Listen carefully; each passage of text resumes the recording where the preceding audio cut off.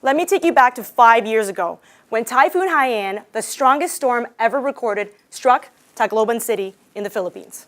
A storm surge of 7 meters crashed through the city. It caused 90% of the homes and buildings to be destroyed. Approximately 10,000 to 20,000 people lost their lives, and 4 million people were displaced. Yet despite this horrific backdrop, the resounding reputation of Typhoon Haiyan and the Philippines is one of resilience, survival, build back better. And one of the groups that are contributed to this narrative of resilience is the Filipino diaspora, the remittances or the money that they send home. The Financial Times writes, Filipino diaspora, spring to action. Doctors, nurses, engineers organize in churches to send funds home. An NGO report noted that the Filipino diaspora possibly played the most direct and important role in community recovery.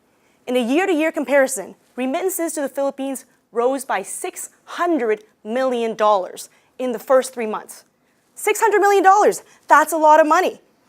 In my PhD dissertation, I ask, who gets that money? Who benefits, and more importantly, who is excluded from the remittances that surge after a disaster? Or, another way to say it is, are remittances a tide that lifts all boats? You're probably thinking, cool. That's a research question that's going to yield some interesting empirical results. And you are right. But in addition to that, my research makes direct humanitarian implications because Typhoon Haiyan marked the first time that receiving remittances was included as an exclusionary criteria for receiving aid.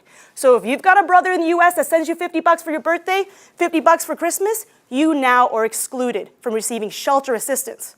The thinking behind that is that if you have a resource like a migrant, the people that don't have such a migrant don't have that resource. Therefore, you are less vulnerable and they are more vulnerable. But receiving $50 here and $50 there is very different than receiving regular, reliable remittances. So I went to the Philippines for 7 months to find out. I conducted 500 surveys and 144 interviews and sociograms. And my findings are that of all the lower class households in my sample, 77% have no migrant. They do not receive remittances. Only 3% received regular, reliable remittances.